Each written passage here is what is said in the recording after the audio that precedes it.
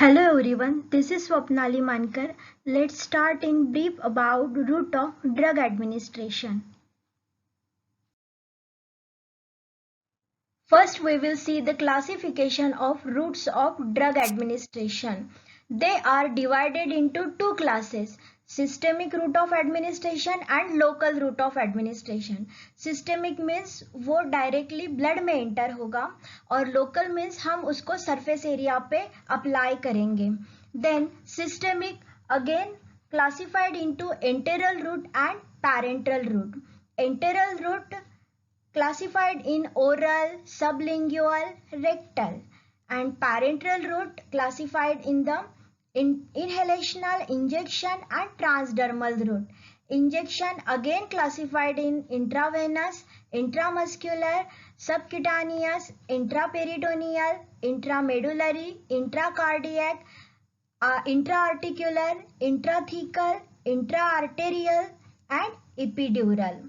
Then next one, local route. In that we will see the topical, mucous membrane, ocular drop, on throat, vagina, mouth, ear, inhalational and transdermal route. Next one, oral route. By that route we will administer liquid as well as solid dosage form, for example tablet, pills, syrup, lozenges. Advantages of that route is safest and most economical route. ये जो भी है ये economically बहुत convenient है. Then most convenient means कोई भी place पे हम किसी भी वक्त ले सकते हैं. Then no complication like parental route, यानी इन्फेक्शन, डैमेज एंड इंजुरी होने के चांसेस नहीं है. Then painless therapy and self medication is possible. Then no need of sterilization so it is cheaper, यानी एसेप्टिक एरिया मेंटेन नहीं करना पड़ता है, इसीलिए इसकी कॉस्ट अल्टीमेटली कम हो जाती है. Then withdrawal of the drug is possible. अगर हमने कोई भी ड्रग गलत ले लिया है तो ये ब्लड स्ट्रीम में जाने के लिए वक्त लेता है, तब हम इसको बाय मीन्स ऑफ वॉमिटिंग और गैस्ट्रिक लवाज इसको बाहर निकाल सकते हैं ड्रग को. Then disadvantages of that route, onset of action slow so not use in emergency. ये ऑनसेट ऑफ एक्शन देने के लिए 3 to 4 आवर्स लेता है, इसीलिए इमरजेंसी में नहीं यूज कर पाते हैं इसको. Then drug with bad order, bitter taste and irritant drug very difficult to take, particularly in childrens हम नहीं देते हैं ये रूट. देन ये रूट से नहीं देते हैं. Then this route not use in the presence of nausea, vomiting, uncooperative and unconscious patient. यानी अगर पर्सन को नॉशियस फीलिंग है, वॉमिटिंग हो रही है, या फिर वो पागल है, या तो फिर वो अनकॉन्शियस यानी बेहोश है, तो हम इसको नहीं यूज करेंगे ये रूट को. Then drug destroyed in gastrointestinal tract, liver can not be given by this route. जो गैस्ट्रोइंटेस्टिनल ट्रैक्ट में और लीवर में जूसेस एंड एंजाइम्स रहते हैं, वो ड्रग के वजह से, वो ड्रग पर्टिकुलर ये एंजाइम्स के वजह से या तो फिर जूसेस के वजह से डिस्ट्रॉय हो जाता है, मीन्स इनएक्टिव हो जाता है, तो हम वो पर्टिकुलर ड्रग के लिए ये रूट यूज नहीं करेंगे. Then drug absorption is irregular so it is not reliable route. इसका जो भी एब्सॉर्प्शन है वो रेगुलर नहीं होता है, क्योंकि ये ड्रग हर एक जगह पे वेस्ट होता है, टिश्यूज में, ऑर्गन्स में. तो जब तक के साइट ऑफ एक्शन पे जाता है तो बहुत ही लिटिल अमाउंट में जाता है, तो ये अनरिलायबल रूट है. Then exact dose of drug can not be given. ये पर्टिकुलर बहुत ज़्यादा वेस्ट होने के वजह से हम इसका कितना डोज गया है पर्टिकुलर साइट ऑफ एक्शन पे ये पता नहीं कर पाते हैं, इसीलिए ये पर्टिकुलर अगर कंडीशन है तो हम ये ओरल रूट यूज नहीं करेंगे. Next one is sublingual route of administration. Tablet or pellets containing drug kept below the tongue or crushed in mouth allowed to dissolve and absorb into blood through buccal mucosa. मतलब हम या ये जो भी root है इसमें हम टंग के नीचे ड्रग को प्लेस करते हैं. इसका एग्जाम्पल है nitroglycerin which are use in angina pectoris. In angina pectoris our heart crying for oxygen.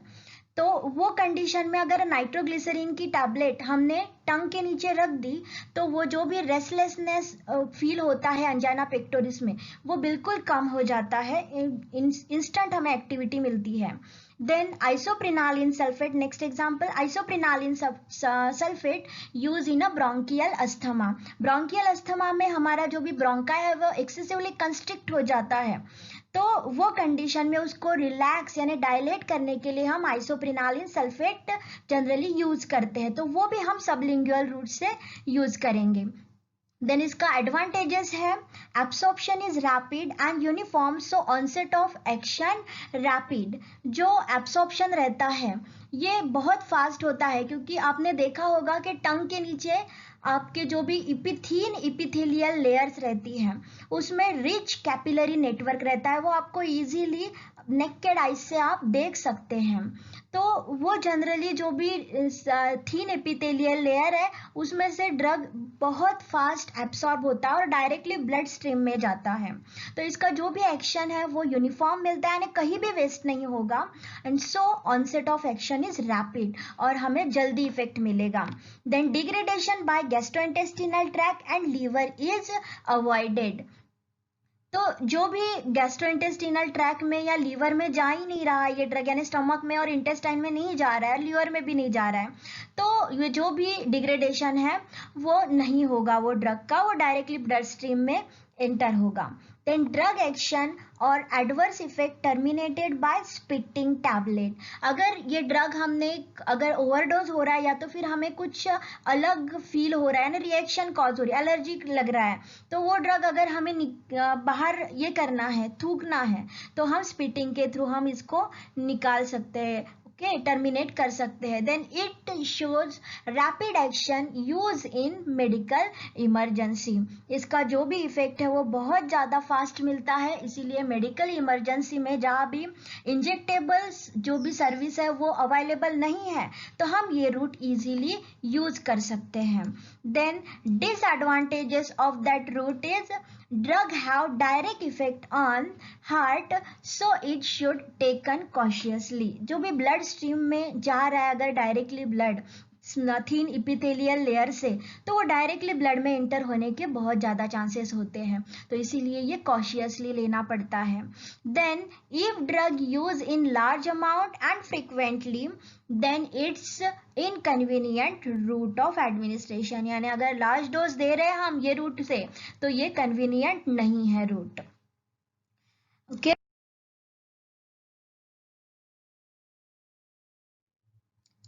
Next one is enema. In that, administration of fluid of medicament into rectum, it is called as enema। यानी ये जो भी root है ये हम rectum के through use करेंगे। Then इसमें टू टाइप्स ऑफ एनिमा है, evacuant enema and retention enema. In evacuant enema it removes the fecal matter and flatulence, means gases, जो भी पेट में हमारे गैसेस रहती है उसको बाहर निकालने का काम ये इवैक्यूएंट एनिमा करता है। Then use in a severe constipation, severe constipation mean जब भी फीकल मैटर पास नहीं हो पाते हैं तो उसमें भी हम यूज करेंगे। देन बिफोर सर्जरी और डिलीवरी और radiological examination of gastrointestinal tract, ये सभी कंडीशन है, इसमें हमें जो भी हमारा स्टमक है वो एम्प्टी चाहिए, तो वो कंडीशन में जो भी है हम इवैक्यूएंट एनिमा प्रीफर करेंगे। सोप वाटर 600 ml हम इसमें देते हैं, तो जो भी इसमें का सोप है ये एज ए लुब्रिकेंट करके वर्क करेगा। देन वाटर जो भी है ये हमारे इस stimulate the rectum and increase the motility. जो वाटर है वो हमारी जो भी रेक्टम की म्यूकोसल मेम्ब्रेन है वहाँ पे टच करेगा, तो वहाँ जो भी है कॉन्ट्रैक्शन एंड रिलैक्सेशन इंक्रीज होगा। कॉन्ट्रैक्शन एंड रिलैक्सेशन इंक्रीज होने के वजह से जो भी फीकल मैटर है वो धीरे धीरे पास होगा, ठीक है, बाहर के साइड में पास होगा with the help of lubricant means soap के हेल्प से। तो ये इवैक्यूएंट एनिमा हम ऐसे यूज करेंगे. Then retention enema generally it retain in a rectum shows local as well as systemic effect, यानी हम इसको सपोजिटरीज के फॉर्म में रिटेन करके रखेंगे पर्टिकुलर टाइम तक. देन अप्रोक्सीमेटली 100 to 120 ml हम क्वांटिटी देते हैं. तो इसका एग्जाम्पल है प्रेडनिसोलोन. प्रेडनिसोलोन जो भी है ये ड्रग हम रिटेंशन एनिमा के थ्रू देते हैं अल्सरेटिव कोलाइटिस में.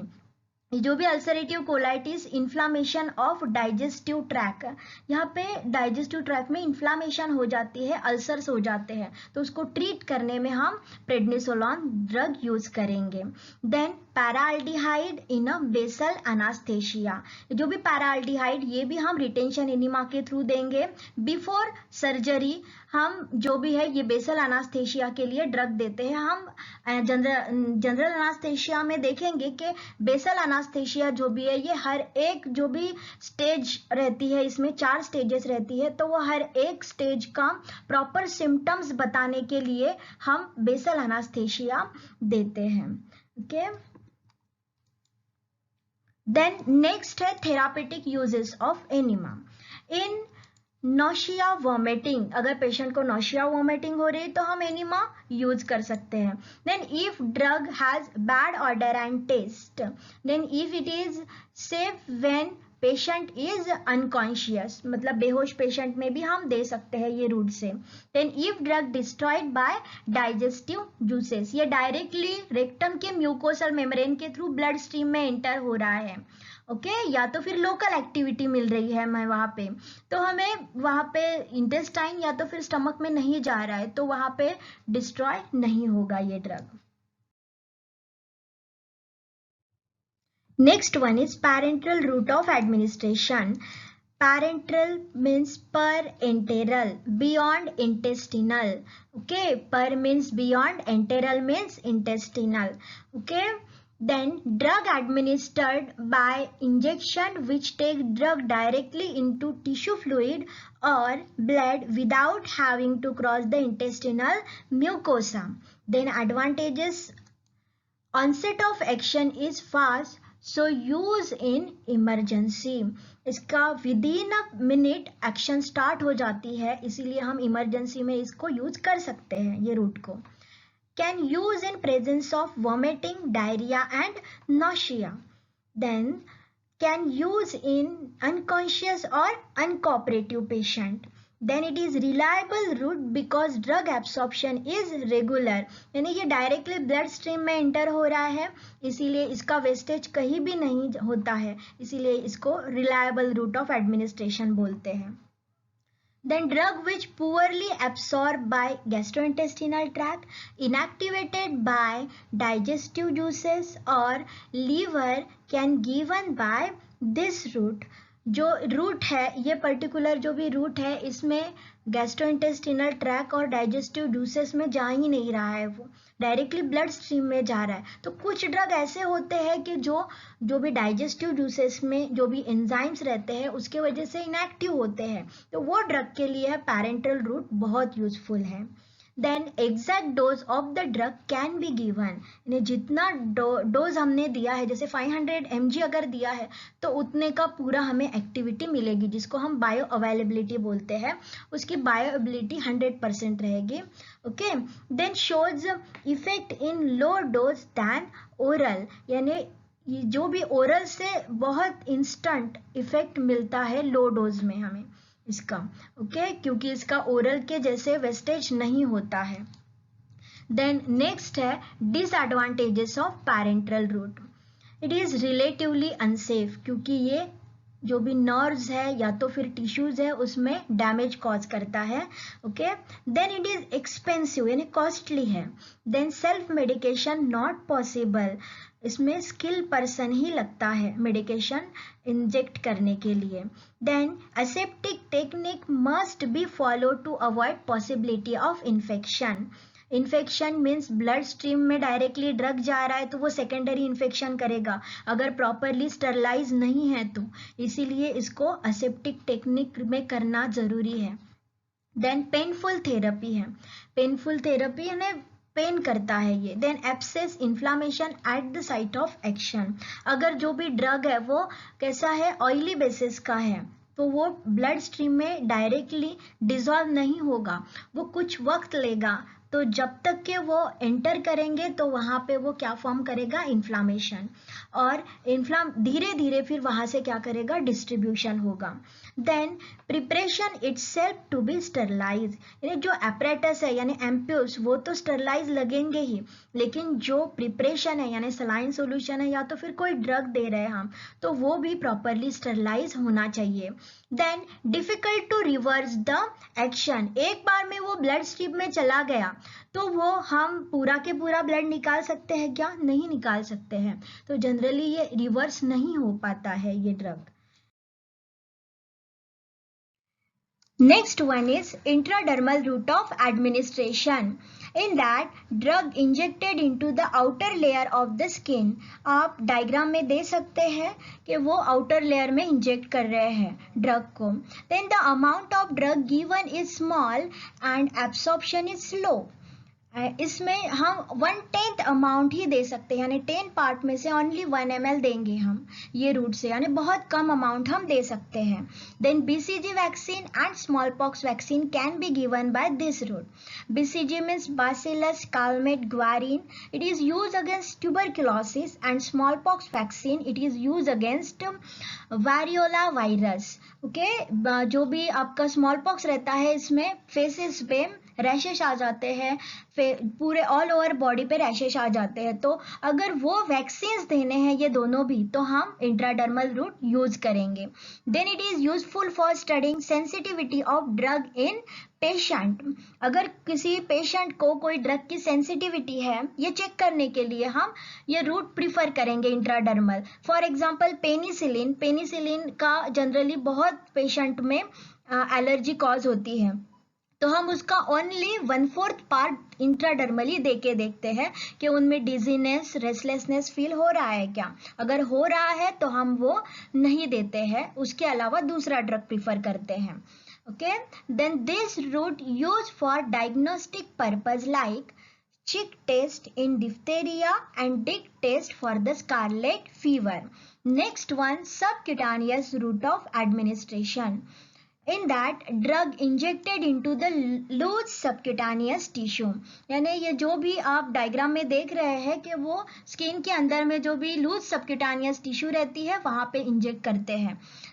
That area is richly supplied by the nerves but less vascular part, ने वहां पे नर्व्स बहुत ज्यादा रहती है इसीलिए ये रूट पेनफुल रहता है। Then 2 ml drug can be given by this route. इसमें जो भी है एब्सॉर्प्शन बहुत स्लो होता है, इसके वजह से ड्रग एक्शन प्रोलॉन्ग टाइम तक मिलती रहती है। ओके, तो absorption is slower and drug action is longer with this route as compare to intramuscular and intravenous route. Then irritant drug cannot be given as they are painful. Already ये painful route है तो इससे हम irritant drug नहीं देंगे. It may cause tissue necrosis. Next one, intra-arterial route. In that it directly injected into the artery. हम drug directly arteries में inject करेंगे. It is used to get the high concentration of drug in a particular part or area. Okay, जहाँ पे हमें बहुत ज़्यादा amount अगर चाहिए तो हम ये रूट प्रीफर करेंगे। This route used for the diagnosis of the malignancy in limbs, यानी अगर किसी को हैंड का कैंसर है तो वो डायग्नोज करने में हम ये रूट प्रीफर करेंगे। Okay, next one is intramuscular route of administration. In that drug injected into skeletal muscle in thigh, gluteal and lumbar muscle, जहाँ मसल्स बहुत ज़्यादा होती है फोर आर्म में एज वेल एज थाइज में। Then muscles less supplied with sensory nerve and more vascular part, so absorption is faster as well as ये painful भी कम रहता है, यानी क्योंकि वहाँ पे नर्व्स कम रहते हैं, मसल्स ज़्यादा रहते हैं तो पेन कम होता है ये रूट से। And up to 10 ml drug can be given in the solution or suspension form. Next इसका एक डिसएडवांटेज है कि डाइजेपाम एंड डिगॉक्सिन ये दो एक्सेप्शनल ड्रग जो भी है, इसका एब्सॉर्प्शन ओरल रूट से भी स्लोअर होता है इंट्रामस्क्यूलर रूट में। डाइजेपाम सेडेटिव हिप्नोटिक्स है यानी स्लीप प्रोड्यूसिंग ड्रग है, और डिगॉक्सिन कार्डियोटॉनिक है। ये दोनों ड्रग का एब्सॉर्प्शन ओरल रूट से भी स्लो होता है। देन एडवांटेजेस है इसके, greater volume can be injected as compared to subcutaneous route. Then mild irritant substance, suspension collide and with insoluble oily bases can be administered by this route. ये सभी हम जो भी है ड्रग दे सकते हैं। This route shows uniform and slow absorption. Particularly अगर penicillin का हम प्रिपरेशन देते हैं तो उसका एब्सॉर्प्शन यूनिफॉर्मली होता है। Then disadvantages, up to 10 ml of volume can be given by this route. If care not taken, then there will be the possibility of injury to the nerve. यानी वो अगर muscles part में नहीं जा रहा है, वो नर्व में जा रहा है, तो वहाँ पे हमें पेन कॉज होगा। Then some drug need more time for the absorption than oral route. हमने इसके पहले ही डिस्क्रिप्शन में देखा है कि डाइजेपाम एंड डिगॉक्सिन ये दो ड्रग एक्सेप्शनल है जिसका ओरल रूट से भी ज़्यादा टाइम लेता है एब्सॉर्प्शन में इंट्रामस्क्यूलरली। ओके, नेक्स्ट है epidural route of administration. In that route, by this method, drug deposited through the vertebral interspaces between the dura of spinal cord and periosteal lining of the spinal canal. आप diagram में देख सकते हैं कि dura mater as well as periosteal lining के बीच में हम ये ड्रग को इंजेक्ट करते हैं। Okay, it is use to produce local anaesthesia, यानी अगर हमें स्पाइंस की सर्जरी करनी है तो वो पर्टिकुलर स्पाइंस को, मतलब वो पर्टिकुलर पार्ट को ही हम क्या करेंगे, एनास्थेसाइज करेंगे। Okay,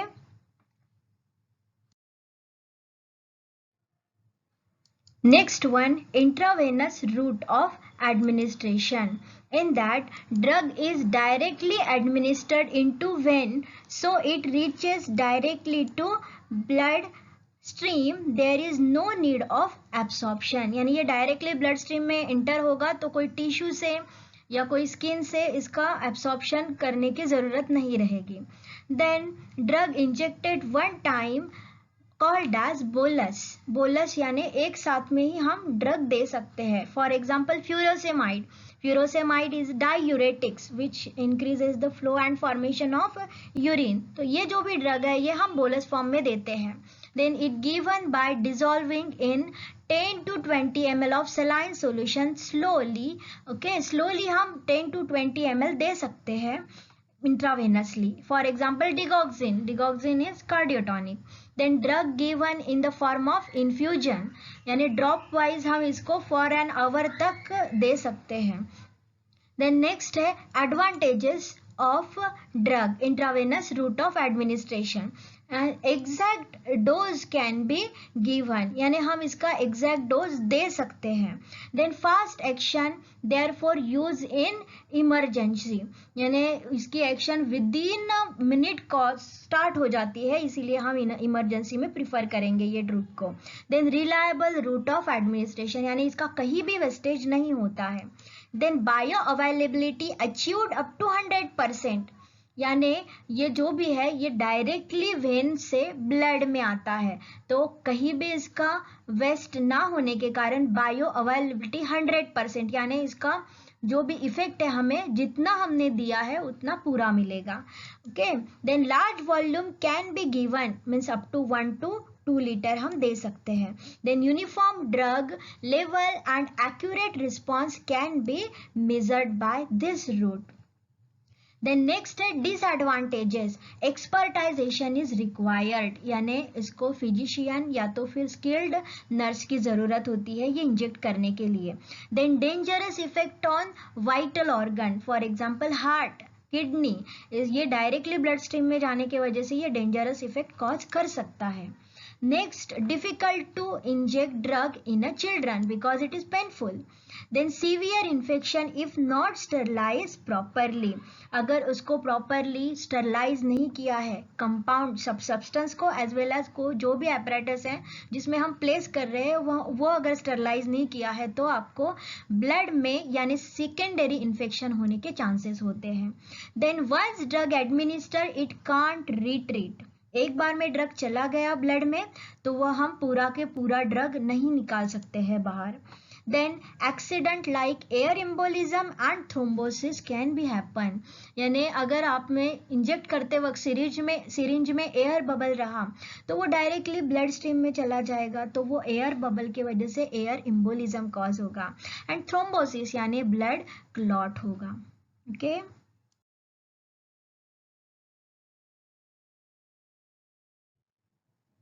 next one is intrathecal route of administration. Intrathecal को ही हम इंट्रास्पाइनल इंजेक्शन बोलते हैं. In that drug injected into the sub arachnoid spaces of the spinal cord. यानी सब अराक्नॉइड स्पेसेस में आप डायग्राम में देख सकते हैं कि सब अराक्नॉइड स्पेसेस में हम इसको इंसर्ट करते हैं ड्रग को. And this route required strict aseptic technique. In where is इसकी so administered only by the expertise यानी फिजिशियंस के या तो फिर जो स्किल्ड नर्स है उनके ही हम हाथ से क्या करना है उसको एडमिनिस्टर करना है. Then use in CNS infection. Central nervous system का जो भी इन्फेक्शन रहता है इसमें यूज होता है ये root. Then used to get high drug concentration in a cerebrospinal fluid. For example, अगर meningitis हुआ है किसी पर्सन को या तो फिर स्पाइनल एनास्थेशिया देना है तो हम ये रूट से ट्रीटमेंट देंगे. यानी ड्रग भी दे सकते हैं meningitis के लिए और स्पाइनल एनास्थेशिया भी हम इंट्राथीकल रूट से दे सकते हैं. Then valuable method when rapid action is desired in a cerebrospinal system. यानी अगर हमें बहुत ज़्यादा जल्दी एक्शन चाहिए पर्टिकुलर वही पार्ट पे सेरिब्रोस्पाइनल पार्ट पे ही तो हमें ये रूट जो भी है वो बहुत यूजफुल होता है. नेक्स्ट है intra articular route. Intra articular route यानी आप डायग्राम में देख सकते हैं आर्टिकल्स आर्टिक्यूलर. देखिए आर्टेरियल अलग है और आर्टिक्यूलर अलग है. Okay arterial means in arteries and articular यानी दो बोन्स के बीच में जो भी गैप रहती है वहां पे यानी intra articular. Okay drug injected into the joint spaces to attain high local concentration in inflamed joints without systemic toxicity. हम जनरली इन्फ्लेम्ड जॉइंट किसको बोलते हैं रूमेटाइड आर्थराइटिस को. ओके तो जनरली उसको ट्रीट करने के लिए हम हाइड्रोकॉर्टिसोन एसिटेट देते हैं. वो डायरेक्टली हम इंजेक्ट करते हैं साइनोवियल फ्लूइड में यानी बिटवीन टू जॉइंट्स में हम क्या करते हैं जो भी इंजेक्ट करते हैं ड्रग को और वो कौन से रूट से करेंगे इंट्रा आर्टिकुलर रूट से करेंगे. Okay Next one, intramedullary route of administration. In that, drug injected into the bone marrow of tibia or sternum. यानी at the center of the sternum हम ये ड्रग इंजेक्ट करते हैं as well as bone between knee and ankle. ये दोनों के बीच में भी हम यानी बोन मैरो जहाँ भी है वहाँ पे हम इंट्रामेडुलरी ड्रग इंजेक्ट करते हैं. This route is used when veins are not available particularly in children and infants. ये जनरली दोनों में भी वेन्स नहीं दिखती है तो तब हम इंट्रामेडुलरी रूट यूज करेंगे. Large volume can be given for example whole blood भी दे सकते हैं हम ये रूट से.